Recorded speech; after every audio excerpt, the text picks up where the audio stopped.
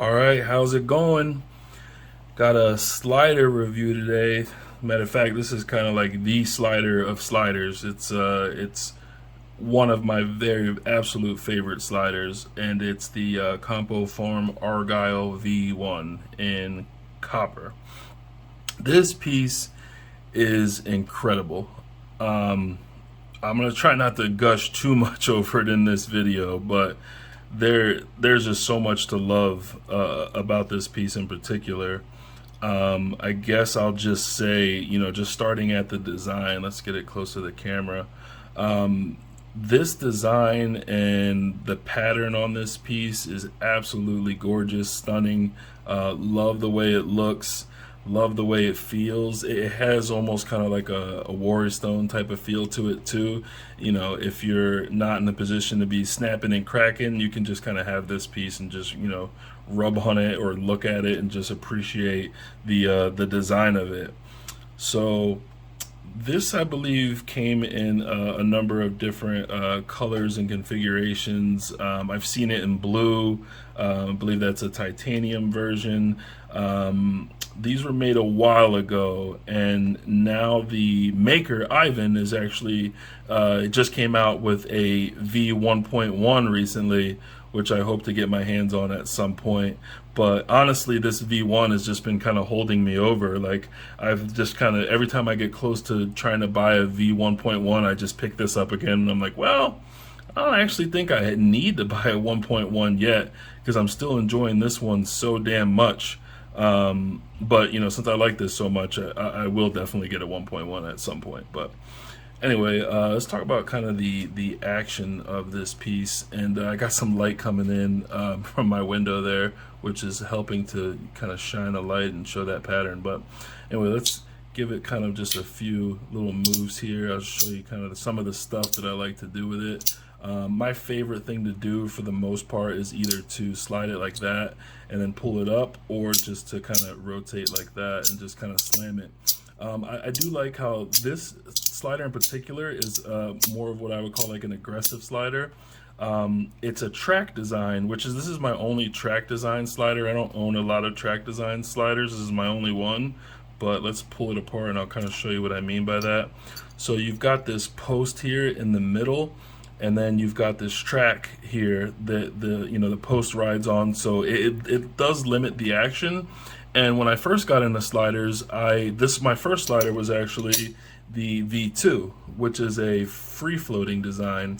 So there's no post or any track on this. So when I kind of saw the V1, I was worried that I wouldn't like it as much, just due to it, not being a free floater. But really glad that I listened to some of the community feedback and watched a lot of Joshua's videos on the V1, which was kind of the reason I ended up trying to hunt one down, just listening to him talk about it and how cool it was. That definitely inspired me to track one down. But yeah, so being a track design, you can go up, you can go down. That's it as far as up and down movements go. You can turn it to the side. One of my favorite moves to kind of go to here is kind of like a little trigger pull. You can make that that plate jump. My absolute favorite thing about this whole design is just the way the magnets break. Like even if you just kind of turn it slow, just the way those magnets snap into place and how they break, it's really hard to explain what it feels like, but the haptic feedback from it is really second to none.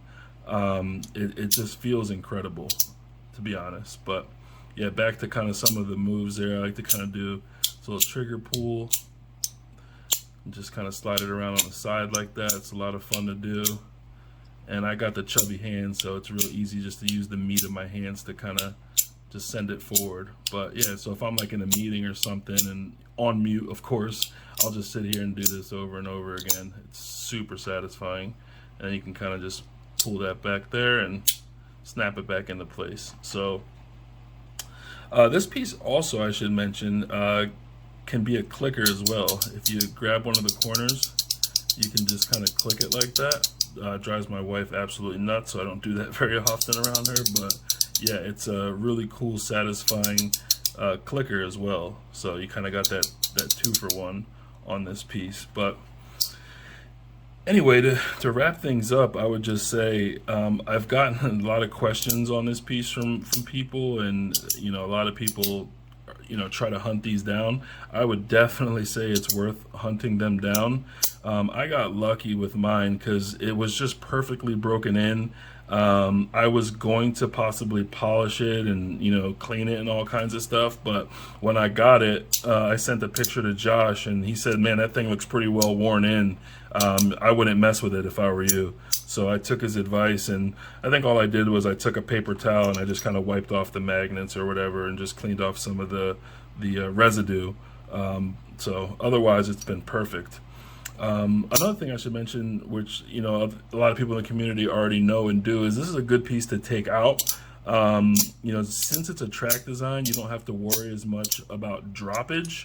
I've taken it on hikes, I've taken it on walks, and haven't come close to dropping it yet.